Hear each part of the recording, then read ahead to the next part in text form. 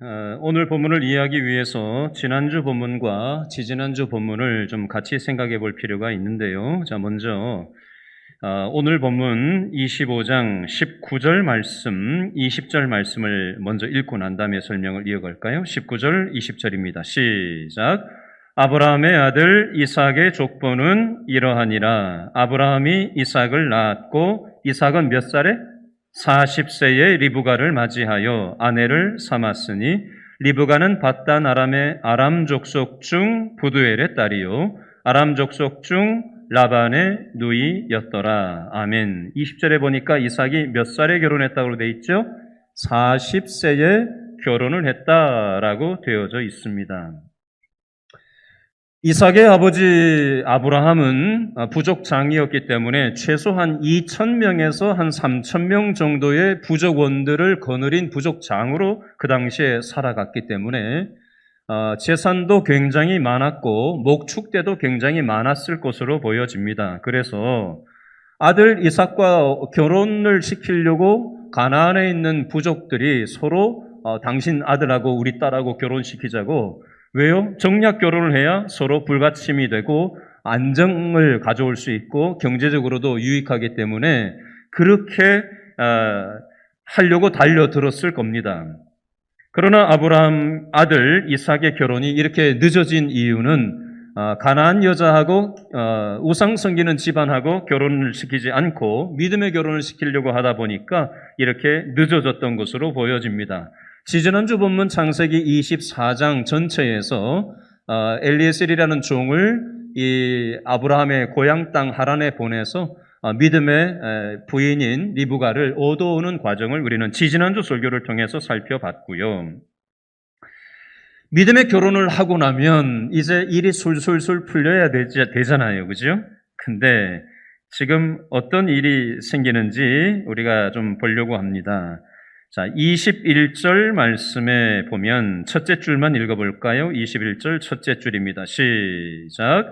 이삭이 그의 아내가 임신하지 못함으로 40살에 결혼을 했는데 부인 리브가가 임신을 하지 못하는데 몇 년 동안 임신을 하지 못했나? 그 근거가 26절 말씀에 나옵니다. 리브가가 두 쌍둥이를 낳을 때 이삭이 몇 살이었다고요? 26절 끝에 60세였다. 그러면 40에 결혼해서 60에 쌍둥이를 낳았으니까 몇 년 동안 아이가 없었던 거예요?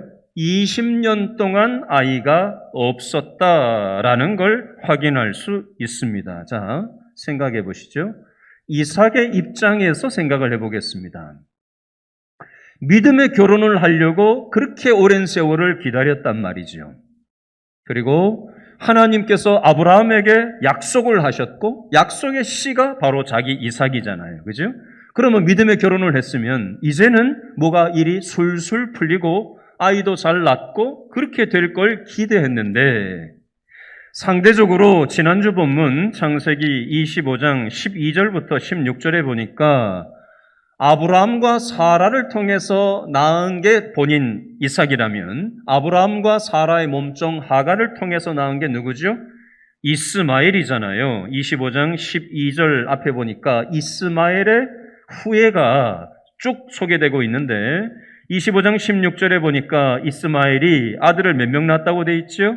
12명의 아들을 낳고 있는 동안 이삭은 결혼도 늦게 한 데다가 20년 동안 자녀가 없었단 말이죠. 그러면 이삭의 생각에 이게 뭐지?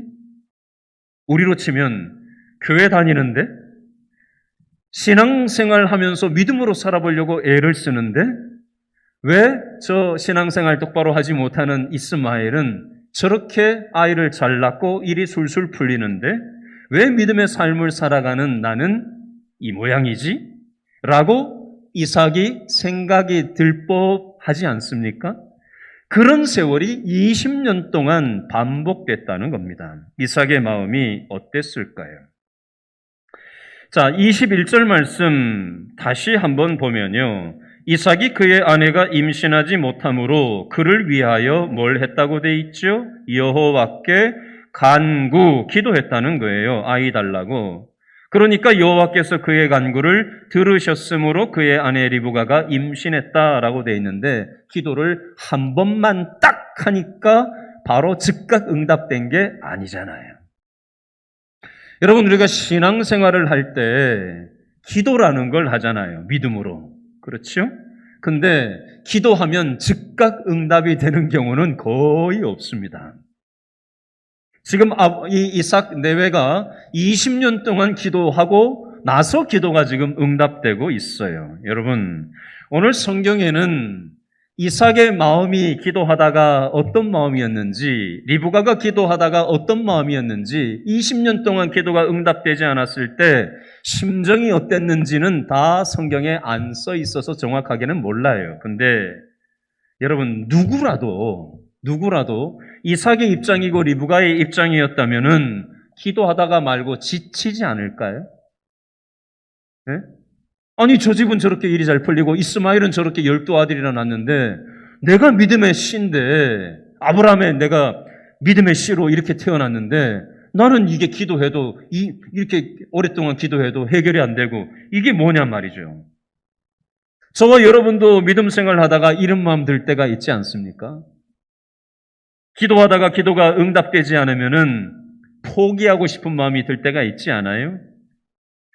이거 기도한다고 될까? 주일날 예배 나간다고 뭐가 달라질까? 전혀 변화의 기미가 보이지 않는 그 상황 속에서 기도의 자리를 계속해서 지키지 못하고 혹시 기도를 요즘 멈추고 계신 분 혹시 계시진 않습니까?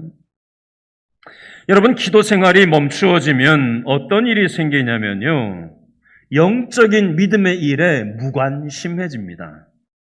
그리고 영적인 힘과 능력을 상실하게 되고요, 영적으로 무너지게 됩니다. 교회 다닌다고 하면서도 믿음의 일에는 별 관심이 없고 세상적인 먹고 사는 일에만 그저 관심을 가지게 된다는 겁니다.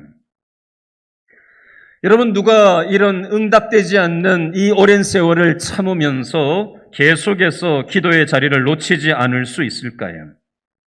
내가 아무리 건강관리를 잘해도 때로 건강관리를 내가 최선을 다해서 한다고 되는 게 아니구나 느낄 때가 있잖아요.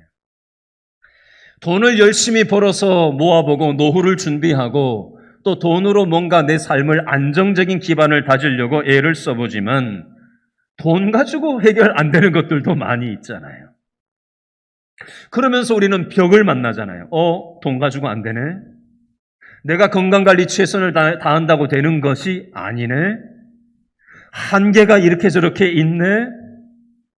그 인간의 무력감을 느낄 때 우리는 어떻게 하죠? 하나님 앞에 기도의 자리로 또 나가게 되는 거예요. 하나님만이 우리의 유일한 소망이 되신다. 나는 너무나도 부족한 한계가 있는 사람이라는 걸 알 때 기도의 자리로 나아가게 되는 것입니다. 여러분, 저는 모르긴 몰라도 이 이삭이 아마 엎치락덮치락 했을 것 같아요. 믿음으로 기도하다가도 아이고, 기도한다고 아무것도 변화가 되지도 않네? 기도 안 하고 말지? 교회 가봐야 뭐 달라지는 것도 없네? 좀 쉴까? 이런 마음이 이삭의 마음에도 전혀 없지는 저는 않았을 거라고 생각됩니다. 여러분, 이해를 돕기 위해서 예를 하나 들겠습니다. 현재 한 70 정도 나이가 되신 인도인 목사님인데요. 인도에 계신 목사님인데 이분이 50년, 60년, 50 몇 년 전쯤에 이제 초등학교 다닐 때 이야기입니다.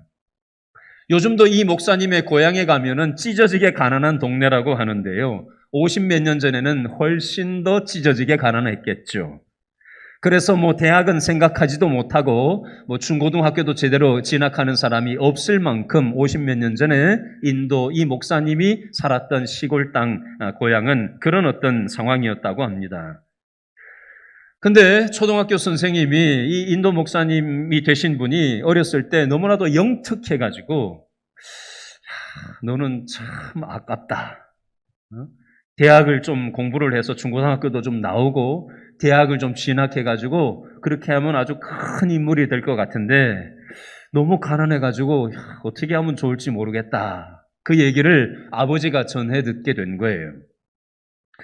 그래서 이 아버지가 동네 집집마다 다니면서 이 캘커타라고 하는 이 지역이 한 150km 정도 떨어져 있는데 거기까지 갈 버스비를 구걸하다시피 해서 동네 집집마다 다니면서 돈을 구걸을 하다시피 해서 아들을 거기 보내려고 모은 거예요. 거기 가면 캘커타에 가면은 선교사님이 계시다는, 미국에서 온 선교사님이 계시다는 얘기를 듣고 우리 아들을 좀 선교사님하고 만나게 해주면 어떻게 공부를 할 수 있도록 길을 열어줄까 싶어가지고 그렇게 버스비를 모아가지고 해서 아들을 캘커타로 태워서 보냈던 거예요. 근데 이 아들이 이제 캘커타의 도시에 딱 나갔는데 수소문을 해서 그 선교사님이 계신 그 교회로 딱 갔어요. 근데 그 당시에 지금으로부터 거의 한 50몇 년 전인데 벌써 파이프 올겐이 있고 너무나도 화려한 그런 예배당인데 자기가 시골에서 꾀재재하게 해서 여기에 들어갈 수나 있을까 싶어가지고 도로 돌아가지고 그냥 가려고 버스 정거장까지 갔다가 그래도 아버지가 나를 위해서 구걸하다시피 해서 돈을 모아서 여기까지 보냈는데 그 선교사님을 만나서 어떻게 부탁이라도 한번 해보긴 해봐야 되겠다라고 싶어서 다시 그곳에 갔는데 문지기들이 못 들어가게끔 막더라는 겁니다. 그래서 실갱이를 하고 있는데 미국인 어떤 여성이 오더니 너 여기 뭐 하고 있냐? 라고 물어보더래요. 인도 말로. 그래서 이러이러해서 여기에 오게 됐다라고 얘기했더니 뭐라고 그랬는지 아세요? 선교사님이 너를 기다리고 있었다 이렇게 얘기를 하더라는 겁니다. 약속해놓고 간 것도 아닌데. 들어가서 이제 선교사님하고 얘기가 돼서 이제 그 선교사님을 통해서 중학교, 고등학교 과정, 대학교 과정을 마치고 신학을 하고 목사님이 되고 인도의 북부 지역에 수백 개의 교회를 섬기는 그런 목사님이 되셨다고 합니다. 이 목사님이 그렇게 공부를 하고 목회자가 되고 아름다운 영향력을 미치는 사람이 되게 뒤를 봐주신 그 선교사님 은 이제 돌아가시고 선교사님의 이제 그 자손들을 미국에 가서 찾아뵙고 너무 감사하다고 자기가 이렇게까지 되고 아름답게 사용되고 있는 게 우리 선교사님을 통해서 또 당신들 가정을 통해서 내가 이렇게 될 수 있었다고 감사 인사를 하려고 수소문해서 미국에 가서 그 후손들을 찾아갔더니 집으로 이제 안내해서 집을 이렇게 돌아보는데 집에 가면은 어떤 집에 가면 이렇게 사진이 이렇게 있는 그런 집들이 있잖아요. 그죠? 옛날 사진들. 근데 다 보니까 뭐 백인이고 미국 사람들 사진인데 유독 꼬마 아이인데 미국인이지 않은 인도 사람 같은 어린 아이 사진이 하나 딱 있더라는 겁니다.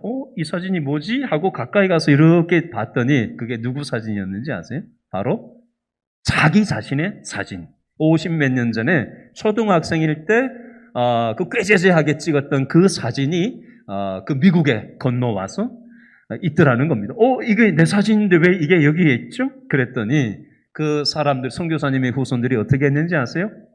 박수를 치면서 이 사진의 주인공이 당신이냐고, 우리가 50몇 년 전에 인도에 있는 그 가난한 아이를 우리 선교사님을 통해 가지고 연결이 돼서 우리가 이 사진을 놓고 50몇 년 동안 지금도 날마다 기도하고 있다라는 얘기를 하면서 당신이 바로 이 사진의 주인공이군요 하면서 그렇게 대화를 나눴다는 겁니다. 여러분, 이걸 통해서 우리가 뭘 알 수 있냐면 이 목사님은 내가 노력을 해서 여기까지 온 거라고 생각을 했지만 누군가 나를 위해서 50몇 년 동안 기도해 오고 있는 사람들이 있었다는 사실을 그제서야 깨닫게 되었다라는 겁니다. 저는 이 사실을 보면서 우리 교회 주보에 보시면 선교 구제 부분이 있어요. 거기에 보면 우리 교회 중고등부에서 매달 지금 후원하는 중고등 아이가 있는데 코트디부아르라는 나라의 아비 시아동 엘리사벨이라는 아이를 우리 중고등부에서 매달 지금 후원을 하고 있고요. 청년부에서는 지금 케냐의 시마요 이삭이라는 아이를 매달 후원을 하고 있어요. 그래서 제가 우리 중고등부 주보를 한 번 더 확인해보고 또 청년부 주보를 확인해보고 기도 제목을 확인을 했는데 여러분들은 얼굴을 본 적이 없으시잖아요. 그래서 제가 나중에 우리 유치부, 유초등부, 중고등부, 청년부에서 후원하고 있는 이 아이들 사진을 여러분들한테도 보여드리고 또 함께 기도했으면 좋겠다라는 생각이 들었어요. 여러분, 우리가 이렇게 스쳐 지나가면서 기도하는 것 같지만 이 기도를 통해서 하나님은 역사하신다라는 사실이고요. 이삭도 20년 동안 때로 기도를 놓고 싶은 마음이 있었지만 믿음으로 하나님 앞에 기도하며 나아갔을 때 하나님의 때가 되니까 하나님께서 아이를 주시고 기도 응답을 베풀어 주신 것을 우리는 볼 수가 있습니다. 여러분, 혹시 저와 여러분도 기도하다가 요즘 맥이 빠져가지고 기도하지 않고 혹시 포기하고 영적으로 주저앉아 계신 분이 있으시진 않는가 모르겠어요. 여러분, 우리의 한계를 인정하고 하나님만이 내 인생의 주인이 되신다는 사실을 기억하면서 믿음으로 나아갈 때 하나님의 때가 되매 하나님께서 응답하시는 줄로 여러분 믿으실 수 있기를 바랍니다.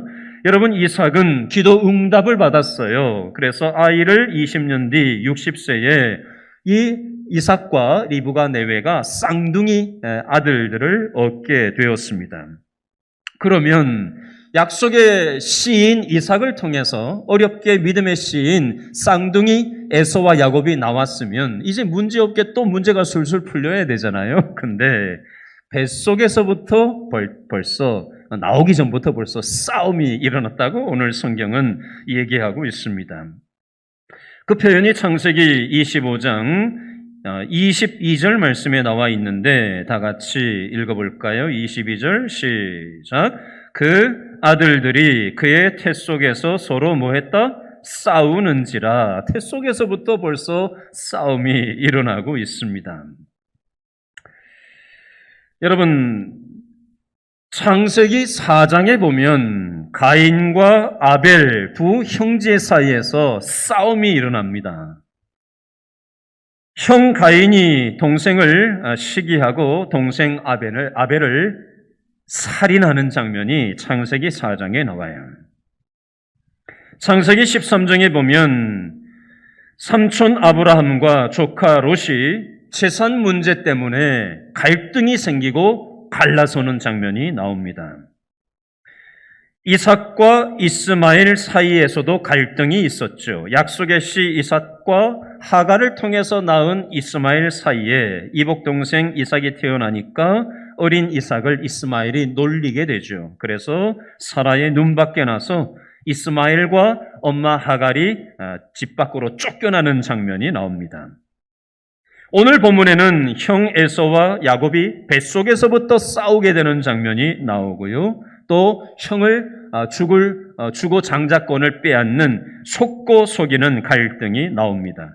창세기 29장부터 31장에 보니까 야곱이 형 에서를 피해서 하란으로 도망가는 장면이 나와요. 엄마 고향 땅 하란으로. 거기서 리브가의 오빠 라반에게 속고 속이는 일을 겪게 됩니다. 외삼촌 라반과 또 갈등이 생기죠. 창세기 37장부터 50장 말씀은 요셉 내용인데 요셉과 나머지 10명의 배다른 형제들이 갈등 관계가 생깁니다. 그래서 어떤 결과가 나왔죠? 요셉을 노예로 인신매매해서 이집트로 팔아치우는 장면이 나옵니다. 여러분, 우리가 가까운 부모 형제 간에 갈등이 있고요. 형제 간에 살인을 하기도 하고 인신매매를 한 것이 오늘 창세기에 나오기도 합니다. 심지어 교회 안에서도 갈등이 성도들끼리 있습니다. 구역 식구들 간에, 전도회 식구들 간에 뜻이 맞지 않아서 오늘날 한국교회 안에 얼마나 교회들 안에 갈등 양상이 있어서 분란이 있는 교회들이 많이 있는지 모릅니다. 가까워야 될 형제들끼리, 가까워야 될 부모 자식 간에, 가까워야 될 친족 간에, 신앙의 형제 자매들인 교회 성도들 간에 이런 일들이 있는 이유가 뭘까요? 창세기 3장 15절 말씀해 보니까 너의 후손도 여자의 후손과 원수가 되게 하리니 라는 표현이 나와요. 여러분, 우리는 코로나19라는 이 바이러스에 감염이 되어서 전 세계적으로 수많은 사람들이 코로나19 바이러스에 감염이 되었고 또 수많은 사람들이 죽었습니다. 지금도 전 세계적으로 이 바이러스로 인해서 많은 사람들이 죽고 있습니다.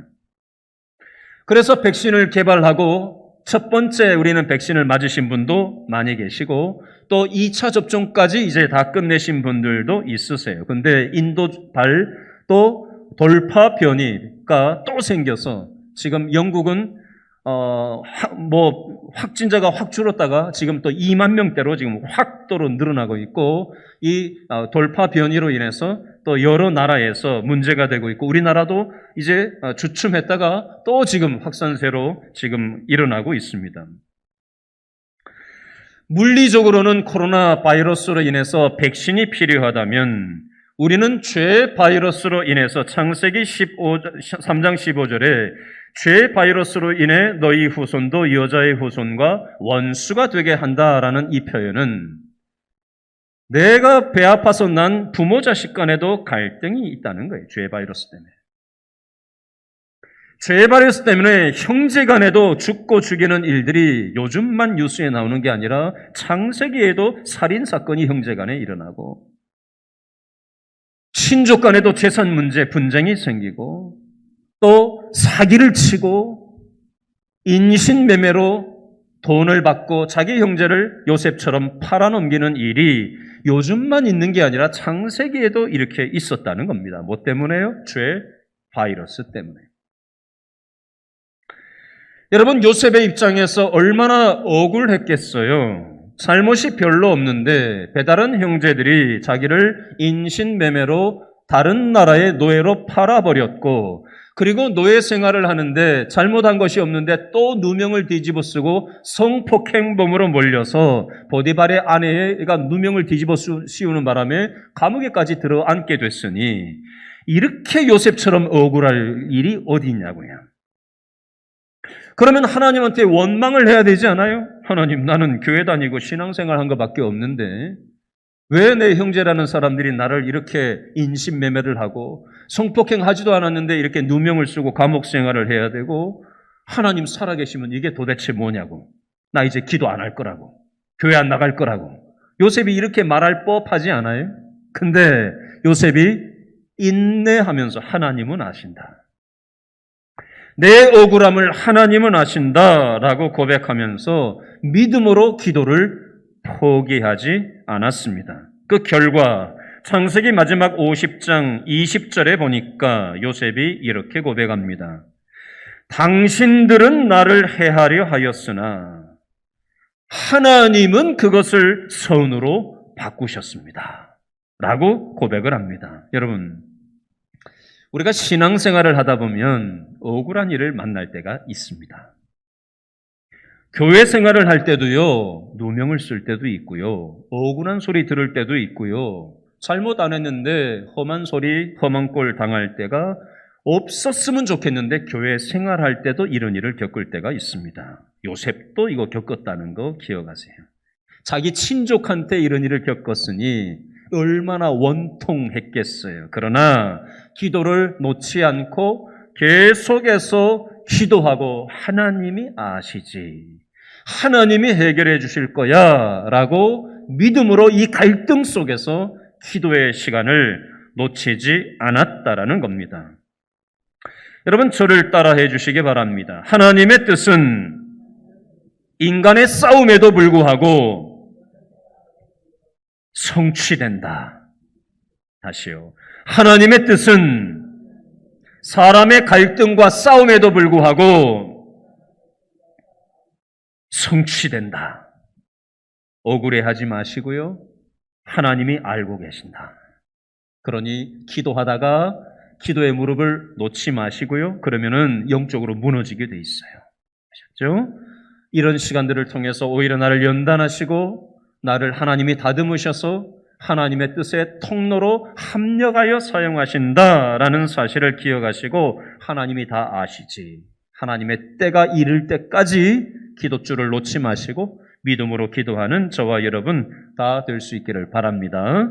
자, 계속해서 우리가 한 가지만 더 교훈을 살펴보려고 하는데요.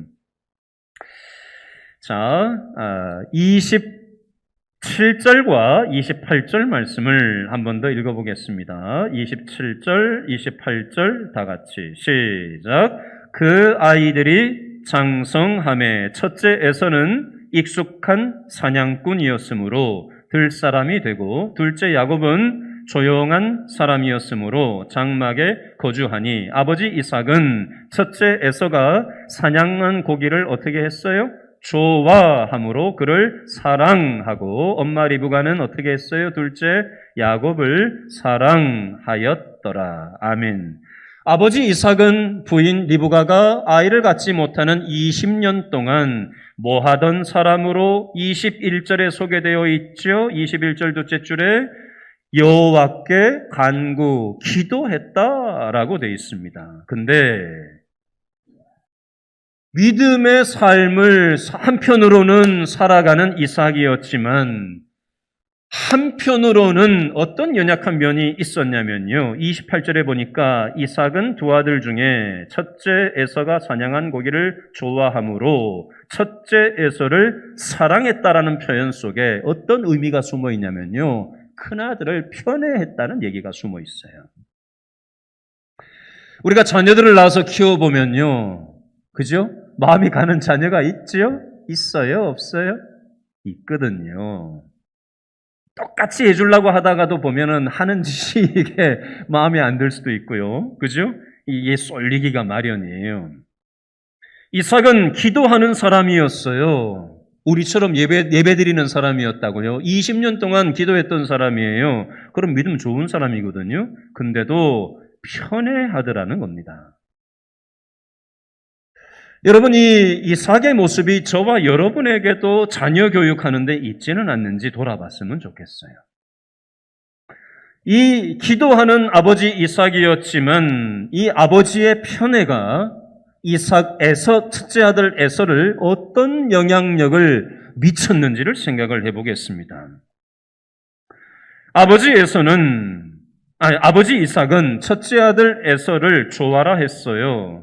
그래서 사랑했어요. 그래서 편애했습니다. 아까 영상에서 보셨는지 모르겠지만 둘째 야곱이 딱 들어왔을 때 아버지가 보는 눈빛하고요. 큰아들 에서가 들어왔을 때 아버지 이삭의 눈빛이 달랐어요. 여러분 느끼셨는지 모르겠지만. 그러면 에서의 입장에서 한번 생각을 해보시죠. 아버지가 동생 야곱보다 나를 좋아한다 이거예요. 내가 사냥한 걸 너무 즐겨한다 이거죠.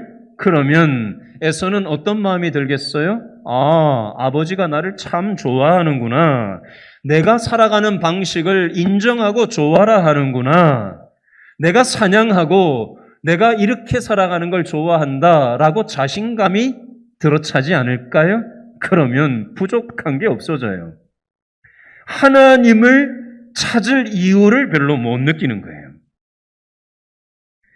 그러다 보니 에서는 하나님을 의지하는 사람이기보다는 자기의 사냥 솜씨를 의지했고 자신감을 가지고 자기의 최선을 다해서 인생을 살면 된다고 생각을 했고요. 밥 먹는데 기도도 안 하고 아까 전에 먹는 거 여러분 보셨는지 모르겠어요. 야곱은 딱 기도부터 하는데 에서는 기도 안 하고 여자 얘기만 하고 기도도 안 하고 아까 개걸스럽게 음식을 먹는 모습을 아까 영상에서는 비춰줬어요. 에서의 이런 성향에 누구 책임이 가장 컸을까요? 아버지 이삭의 책임이 편애했던 믿음의 유산을 물려주기보다 장자라고 하면서 에서를 지켜 세우긴 했지만 자기는 기도하고 기도해서 이 쌍둥이를 낳긴 했지만 아들 에서에게 하나님을 의지하는 것이 소중하다라는 사실을 일깨워주지 못하고 사냥 잘한다고 칭찬만 하고 잘한다 하니까 믿음 없는 결혼을 가나안 여자를 통해서 하려고 하는데 그것이 방치되고 있는 모습이 나와 있습니다.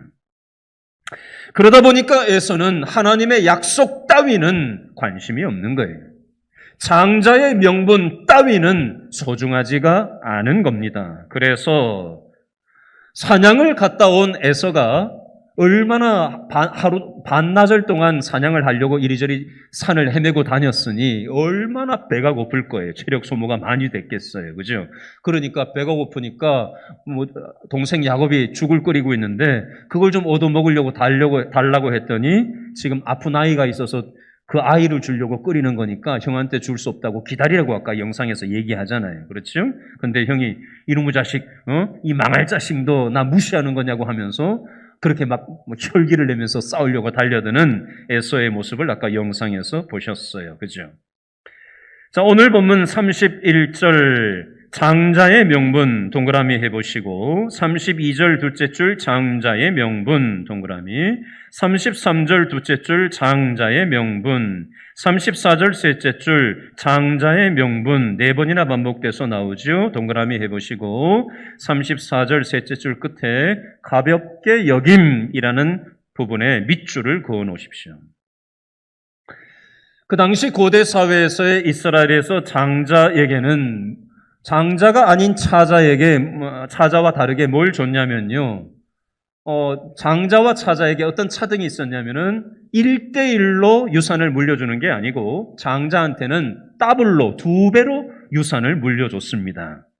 근데 오늘 성경에서 얘기하는 이 장자의 명분이라는 것은 물리적인 유산만 물려준다라는 차원이 아니라 신앙의 대를 잇게 한다라는 그 장자의 명분을 더 강조하고 있는 겁니다. 근데 에서는 믿음 따위에는 관심이 없었어요. 할망구 같은 소리 하지 말라고 아까 영상에서 얘기하잖아요. 믿음으로 영혼들을 돌보고 기도하고 하나님을 의존하면서 나의 한계를 인정하면서 살아가는 삶 따위에는 관심이 없었어요.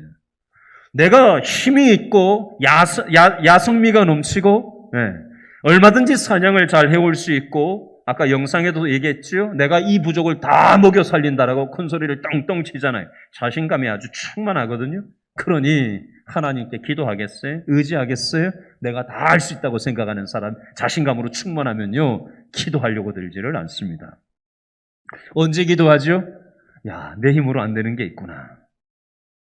건강관리 내가 할 수 있는 게 아니구나. 돈으로 안 되는 것도 있네. 그걸 깨달아야 하나님 앞에 엎드리게 돼 있어요. 리브가는 이걸 알았고 또 둘째 야곱도 이걸 알기는 했어요. 근데 리브가와 야곱도 믿음이 있었고 이 말씀을 받고 알고는 있었지만 하나님의 방식이 아닌 세상의 방식으로 형 에서를 속이고 장자권을 빼앗고요. 오늘 성경에는 없지만 아버지까지 부인 리브가와 엄마 리브가와 이 둘째 야곱이 작당을 하고 아버지 이삭을 사기쳐서 축복을 받아내는 장면이 나옵니다. 여러분 이건 뭘 얘기하는 거냐면요. 이삭도 기도하는 사람이었지만 큰아들을 편애하는 연약한 면모가 있었고요. 리브가도 여자 아브라함 같이 믿음 좋은 사람으로 시집을 와서 기도하는 사람으로 하나님의 말씀까지 받았던 사람이지만 여전히 둘째 아들 야곱을 함께 작당을 해서 자기 남편 이삭을 속여서 축복을 받아내는 그런 인간적인 방법으로 하나님의 뜻을 잘못 생각하고 있는 연약한 면모가 있었던 사람입니다. 에서는 말할 것도 없죠. 여러분 어떤 면에서 저와 여러분들에게도 이삭과 같은 면모가 있고요. 에서와 같은 하나님의 일에는 관심을 안 두는 그런 면모도 있고요. 리브가와 또 야곱과 같은 그런 신앙의 모습도 있습니다. 여러분 제가 좀 전에 집안에 이런저런 갈등을 얘기했는데요. 하나님과 누가 갈등을 하느냐? 야곱이 갈등을 합니다. 무슨 갈등을 하냐면요. 하나님은 차자인 야곱을 선택을 하셨어요. 하나님의 주권으로. 근데 야곱은 자기 세상적인 방법으로 형을 속이고 아버지를 속여먹고 엄마하고 작당을 해서 축복을 얻어내려고 하는 엉뚱한 방식으로 하나님의 뜻을 풀어나가려고 합니다. 그러니까 하나님이 어떻게 하시죠? 하란 땅으로 도망가게 해서 야곱보다 더 센 사기꾼 외삼촌 라반 밑에서 엄청나게 이 성품을 가다듬게 하십니다. 그리고 또 인생 말년에 자기 아들들과 갈등도 또 있었죠. 험악한 세월을 보내게 하시면서 손발 다 들게 하시고 인간적인 방법으로 하나님의 뜻을 추구하는 삶이 아니라 하나님의 인도하심을 받고 살아가는 삶이라야 된다라는 사실을 신앙생활하는 그 130년 험악한 세월을 보내는 동안 그거 깨닫게 하시는 거예요. 여러분, 야곱의 이 모습은 우리의 모습이기도 합니다. 하나님은 믿음의 씨로 이삭만 선택하시고 야곱만 선택하신 게 아니라 저와 여러분들에게는 믿음의 씨로 저와 여러분들을 믿음의 장자로 저와 여러분들을 선택하고 오늘 이 예배 참여시켜 주신 거예요. 근데 우리는 기도하다가 포기하고 하나님께서 우리를 부르셨는데 인간적인 방법으로 내가 뭔가 복을 얻어내려고 야곱처럼 달려든다면 하나님께서는 우리를 이런 모양 저런 모양으로 하나님께서는 다루실 거예요. 그래서 한계 상황을 이렇게 저렇게 겪게 하실 거예요. 그리고는 하나님만 의존하는 사람으로 우리를 변화시켜 가실 것입니다. 하나님은 하나님의 장자로 선택한 사람이 누구든 간에 하나님께서는 그 하나님의 선택과 우리 인간의 불순종 사이의 그 갈등 상황에서 하나님이 이기지 우리가 이기겠어요? 하나님께서 우리를 가다듬으시고 또 갈아엎으시고 하나님의 성품으로 바꾸셔서 결국은 약속의 씨로 저와 여러분을 사용하신다라는 사실을 오늘 말씀을 통해서 우리에게 교훈하고 있습니다. 여러분, 오늘 말씀을 가만히 돌아보시면서 내 자신을 한번 돌아보시고 내가 어떻게 살아가야 될지 기도하는 저와 여러분 될 수 있기를 바랍니다. 기도하겠습니다.